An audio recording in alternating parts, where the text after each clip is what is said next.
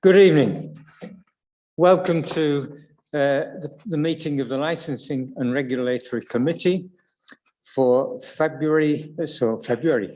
Wednesday, March the 2nd.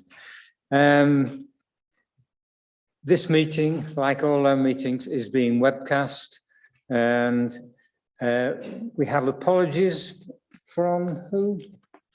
We've got apologies from Councillor Barker, Galvin and Waters. And Councillor Mason. Thank you. Agenda item 1, declarations of interest. Has anybody, Councillor Melly? Thank you, Chair. I have a conflict of interest in relating to agenda item 4, statement of licensing policy and cumulative impact assessment. So I will absent myself from those discussions and votes. Thank you for that. Agenda item 2, minutes. Are there any items of accuracy on there? Is everybody happy that I sign those minutes? Thank you. And is there anything in the minutes that isn't covered in the agenda that anybody would like to raise? Nothing. Thank you. Item 3, public participation. We don't have any public participation this evening, but I'd like to welcome Jackie Booth, who's going to help us with item 4, with any questions that you may have in item 4. So moving on to item 4, the Licensing Act 2003, Statement of Licensing, Policy and Cumulative Impact Assessment, from page 9. Leslie, is there anything you would like to? Thank you, Chair. Yeah, we've done our three-yearly review of the Statement of Licensing Policy and the Cumulative Impact Assessment. As Councillor Orwell has just said, Jackie Booth from North Yorkshire Police is with us in case there's any questions from members regarding the evidence base for the Cumulative Impact Assessment. So this report is asking members to recommend to full council that the Statement of Licensing Policy and the Cumulative Impact Assessment is approved. Any questions? Sorry, Chair, are you taking comments on this or questions, or would you be going? Either, Councillor. I mean, I am just slightly, I'll declare an interest in Guildhall Ward, which covers an awful lot of your impact area. But I have to say, I don't think so far I've ever been caught up in an area of attempting slightly drunken behaviour in any of your red, orange or yellow zones. So to that extent, I have no particular declaration of interest. However, I am slightly concerned looking at it that you're going to reduce the red area. And I do appreciate that this is being based on, as you say, quite clearly on evidence. However, I am wondering whether the evidence having been taken, the majority having been taken in the heart of our pandemic, may not be slightly skewed. What I am conscious of is that we did, I think, slightly reduce the area a few years ago, and then had to put it back again because the evidence became much more significant, and the police did say in retrospect that it may have been a mistake to have been reducing it. And I am a little worried that as we come out of the pandemic, the evidence may shift again, and we may perhaps it's a bit early to be jumping to that conclusion. That's my concern. I understand completely, Councillor Looker. With regards to, we have produced larger coloured copies of the plans. The one saving grace is the cumulative impact area size hasn't changed at all. That is still the same size. So an applicant will have to justify why a licence should be granted in that area. They should demonstrate that through their operating schedule. The red zone has decreased and we've introduced amber zones. When Jackie and I met to discuss the evidence base, because this has to be evidence-based to justify having this, the CIA, we were conscious about the fact of crime has changed over the last couple of years, and we did have to take that into consideration, and that's why those areas have changed. The red area zone area has changed, but we felt by introducing the amber zones that it's not quite the same size as the previous red zone, but it is still a majority of what was the previous red zone. But crime figures have changed, and the high concentration of the crime areas has changed slightly. I don't know if Jackie wants to add anything further. I think just to provide some reassurance, as Leslie has said, the actual CIA area itself is not reduced, it is just the red zone. And from a policing perspective, we will continue to review each application in its own merit. So even if it isn't in the red zone, we will review the crime statistics at that time for that particular area. So moving forward, you know, we will base any representations on that and provide up-to-date and accurate stats at that time, if that provides some reassurance in relation to the actual red zones themselves. Yes, that is helpful. Sorry, can you just clarify me then? What is the new amber zone going to do? It all seems a little rarefied.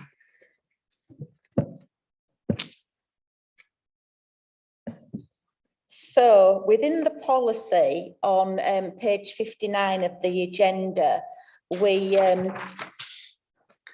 explain a little bit more of what we would look at with regards to applications. And we explained the red zone a little bit, in a little bit more detail, and the amber zone.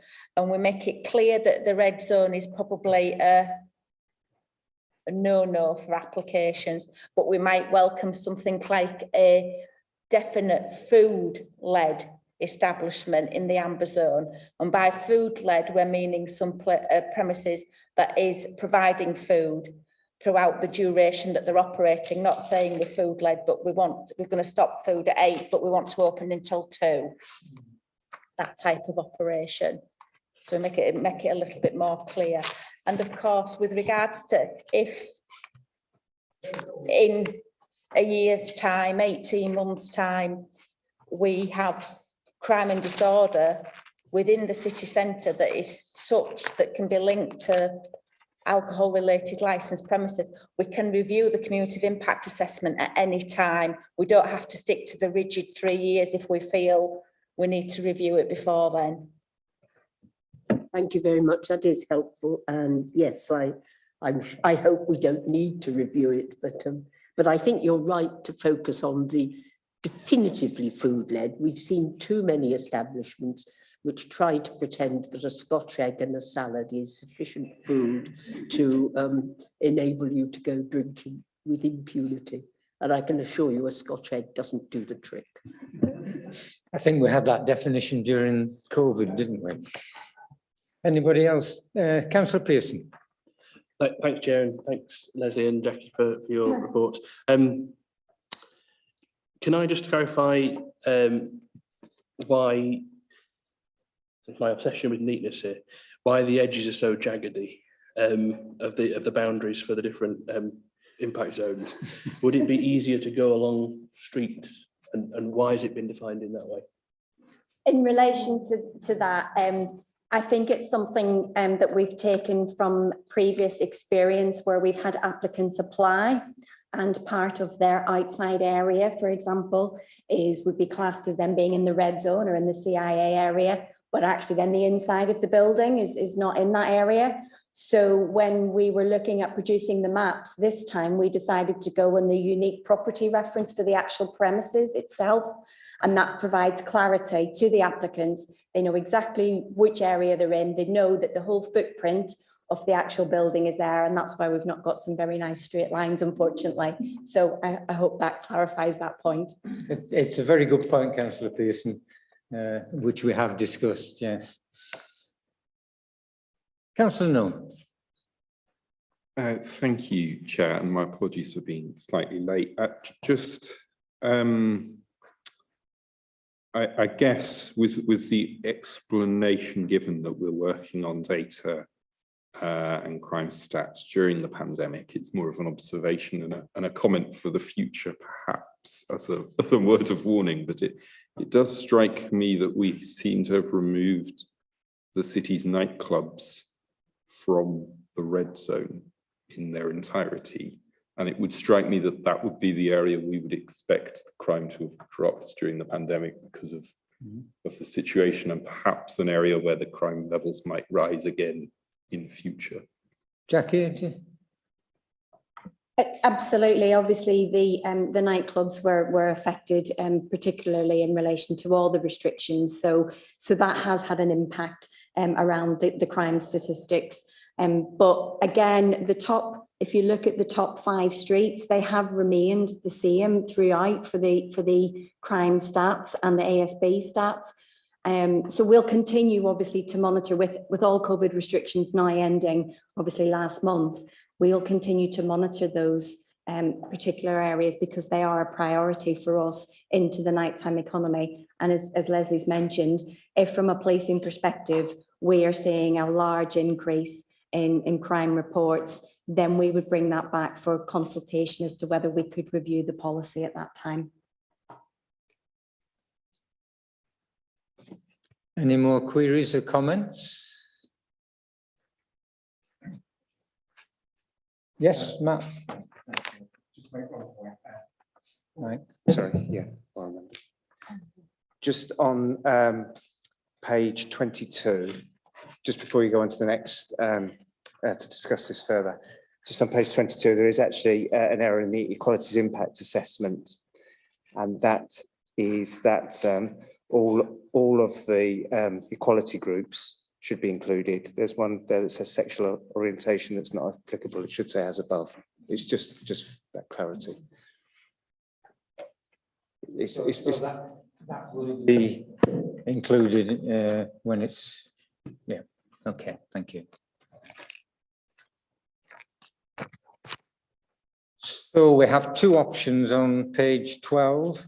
Option 1 is to recommend to full council that the draft policy and cumulative impact assessment are adopted, or the second option is that the council recommend to full council that the draft policy is amended with alternative wording agreed by members. So do we have a proposal one way or the other?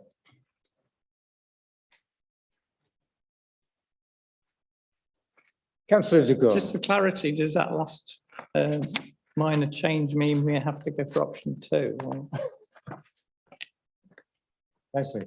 No, because it's not part of the policy. Oh, It's okay. just part of It's the part of the report rather than the policy. equalities Okay. impact assessment. In that case, I'm happy to propose option 1. Good. Do we have a seconder? Thank you, Councillor Hope. All those in favour? Anyone against? No abstentions. Thank you very much, Jackie, for all your help. You're very welcome to stay for the rest of the meeting, but feel free if you don't wish to. Thank you very much, Chair. I will politely excuse myself. So thank you all very much. Thank you. Thanks very much for all your help. Thank you.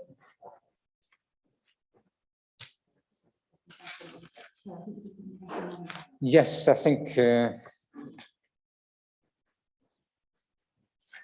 Thank you, Councillor Myers.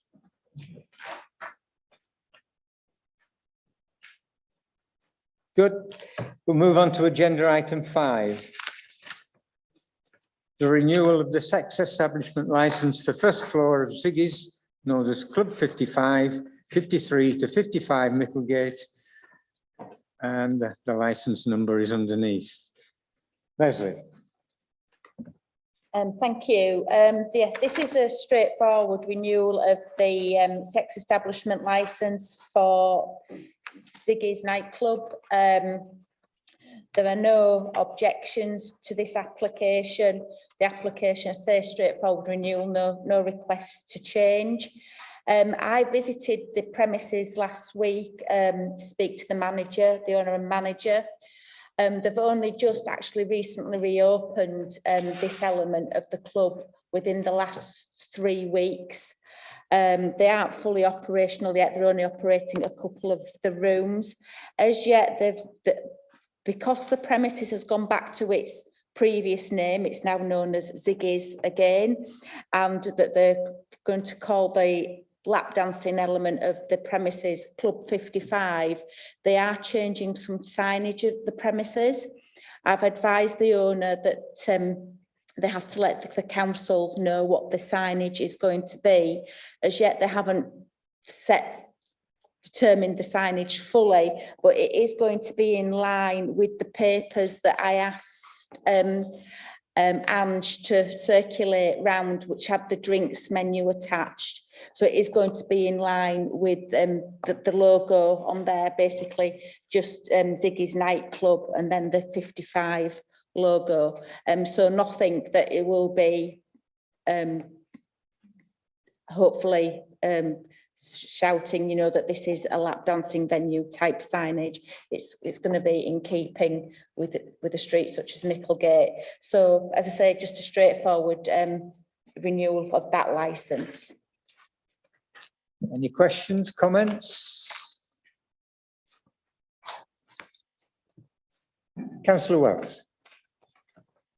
Can you just clarify for me what the hours, the operating hours are? Because I'm confused with this one at the first table on 114 that says it's till 5 o'clock, and then elsewhere it says 3 o'clock.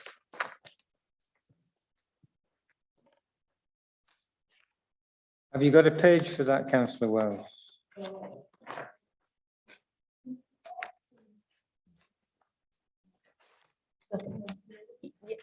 It's a little bit confusing, Councillor Wells, because this premises has 2 licenses. It has the premise license that allows it to sell alcohol and do regulated entertainment, so be a nightclub, which has its operating hours. And then it has a sexual entertainment venue license, which has different operating hours. So the operating hours of the sexual entertainment venue are on page 130 at paragraph 5. So Monday to Sunday, it can open from 9 p.m. until 3 a.m. with non-standard operating timings extended on a race day, which are from 6 p.m. until 4:30 a.m. Thank you. That was what was confusing me. I'd seen that and then I'd seen the other at 5. So thank you. Any other questions, comments? Page 117 gives us 3 options.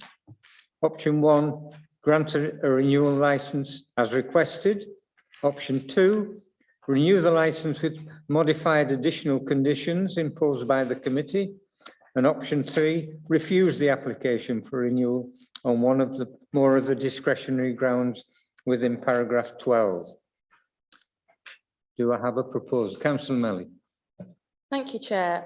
I would like to propose option 2, please, renew the licence with modified conditions. I'd just like to propose one small modification to one condition, which is condition 14, which is the bottom condition on page 130 of our papers. I just wanted to propose changing male or female, omitting that and replacing it with something like of any gender or sex, just to bring it in line with the motion that the council passed last year, which means it's now council policy to recognise non-binary people and also intersex people, though that wasn't. Leslie, is there any comment on that?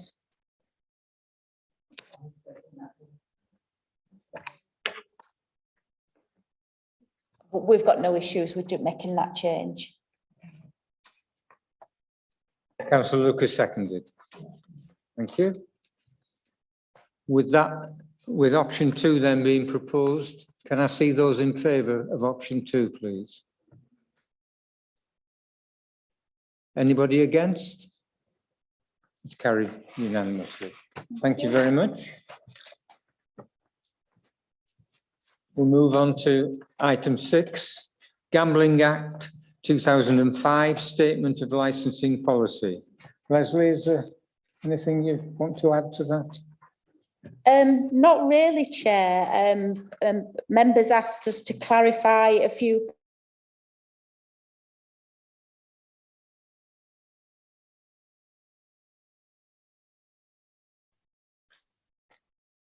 Any questions, comments?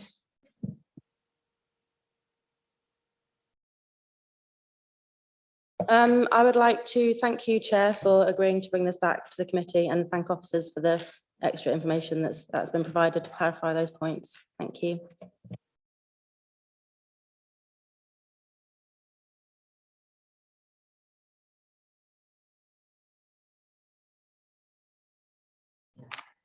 Do we have anything to approve on that, Leslie? Yeah, the options are on page 172. Thank you. Yes, we've got two options there. One, to determine that further revisions of the statement of licensing policy are not required. Option 2, to determine that further revisions to the statement of licensing policy are required, and advise officers of the revisions to be made, and ask officers to formally consult on the revised policy. Councillor Melly. I hope it's not too cheeky. I'd like to propose a third option. I feel that as a committee, we should be setting the direction of policy making and working more effectively as a committee, and to support officers to develop policy and to decide what our priorities are in policy making, and develop them with officers and provide that support and direction. And I feel that's very difficult to do when we're given such a huge piece of work. Clearly a lot of work's gone into it, and it is a huge policy document, but I find it very difficult to just read it, be given it 1 week before the meeting, read it, and then develop policy in this way with just a brief discussion in a committee. So I would like to propose that we form some sort of subcommittee to do the research, look at best practice, look at what other local authorities are doing, look at what the issues are in our city, decide what our priorities are of what we would like the policy to achieve, and then that committee review whether further changes are required, rather than trying to decide whether changes are needed now in a committee. And I'd quite like it if we could do that for all the statements of licensing policy for all the different areas, if possible. You mean for future? I mean, maybe starting with this one, because I think now that we've reached our, we've met our statutory requirement of approving it before the deadline, we now have the time to go off and, as a committee, review it properly. And I think it doesn't have to be the whole committee, it could be a subcommittee, because it's quite a big committee, maybe still be politically balanced if that's what members feel. Sandra, is there an issue with that? Chair, I'd have to consider perhaps with the monitoring officer what constitutional arrangements may be necessary in terms of setting up subcommittees or possibly a working group. Maybe that's something that the officers could consider and come back to members with what the options might be in a further report. Or yeah, we have set up working groups previously on, we set up a working group when we did the sex establishment policy, because we did, of the way we did a consultation on that, what questions we wanted to be involved in that consultation, etc. So we have set up working groups before, but that has been on a non-statutory policy, whereas this is a statutory policy. So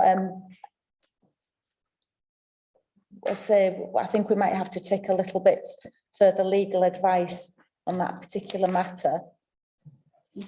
yes, Chair, I agree. I mean, I think it needs some further thought by officers as to how this could be taken forward. Councillor Melly, could we bring the report back to a future meeting? Yes, and I mean, I think it's not necessary in this meeting to decide either option 1 or option 2. We don't have to decide right now today whether further revisions are required. It's something that we can come back to, because we haven't got a short time deadline like we did when we So- looked at this a few months ago. If we don't take option one, we're not having to report to full council then? Well, I don't want to approve option one because that says that we've agreed that no further revisions to the statement are required. And I don't feel comfortable voting on that because I think there are a few things that I would like to explore and it's not possible in this sort of. Can I just clarify? If this committee recommended to full council that the current statement of licensing policy for gambling be approved and full council approved that policy. So we now have a policy in place that has been approved by full council and it has been published. So moving forward, if we consider reviewing that statement of licensing policy again, that would be a full new review. So if you agree to option one, that doesn't mean we won't review the council statement of licensing policy, because we can review our statements of licensing policy at any time. We just, by law, have to do it at least once every 3 years. So we can do it in a shorter period than that if we wish. So as it stands, we're happy with the statement of licensing policy that's been published, but as a committee, we will consider reviewing it in a shorter period than the 3 years. Yeah, so what I would like to propose is starting that process now of looking at what we might want to, looking at a review and what we might want to include in it. Can I suggest that we bring a report to a future meeting as to how that process can be Yeah. Okay. worked through? Councillor Luca. I shouldn't really speak on this one because I don't tend to read policy documents in any detail at all. But what I think Councillor Melly is wanting to see is that a working group should be established anytime we review a policy document, not just gambling, but the licensing, the sex establishments, whatever. And I think in many ways that would be useful, because large committees, you either don't really take your job very seriously and you rely wonderfully on our officers' professional judgment and expertise, which is fine. But I can see that there may be occasions where you would like to perhaps toughen the policies, especially looking at some of the special circumstances within the city. And I think a working group is the sensible way in which to explore some of that in more detail and more depth than you can do, quite honestly, in a committee. As Councillor Melly says, we're a large group and we've all read it in different ways and at different levels of understanding, whereas a small group can get themselves really on top of it. And as long as it's cross-party, I think it absolutely has to be cross-party, so we're all involved, then I think that would be a very useful way of going to a future stage. I accept that you may want to just discuss how that would work, but I think it shouldn't prove impossible. And it would still give this committee the final say on whether a policy is adopted or not. And that would meet our statutory duties. Yeah, that's fine. Any other comments from anyone? So we'll bring the report. Oh, sorry, Councillor. Just to clarify, so what is being proposed is that the statement of policy is put forward for approval, but that part of that is also that we set up a process of subcommittee, or consider the mechanics of review, a subgroup to review future policy amendments. Am I understanding that correctly? I just wanted to clarify that. Well, since it's already been approved, do we need to agree again to Well, that's approve it just- again? I suppose that's what I'm asking in terms Yeah. of the three-yearly cycle. Where are we in this policy at the moment? It was just approved before Christmas by full council, so Oh, I see. we've Sorry. published the I'm missing policy that in bit. January. Yeah, okay. But as I said, you can review a policy. We've definitely got to review it at least once every 3 years, Okay. but So we can this has review it been, any that's time what I just within wanted to 3 clarify. years. This has been Yeah. approved Yeah. already by full council. So, yeah, I don't have a problem with what you're proposing. Okay. Any other questions from anybody or comments? Well, with that amendment by councillor Melly. Oh, yes, councillor Lucas seconded. Okay. Can I see those in favour of the option that we've now amended?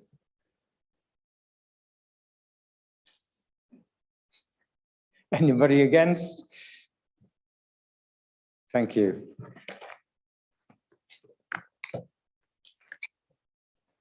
We don't have any urgent business, so thank you very much for coming this evening. It's been very productive. Thank you.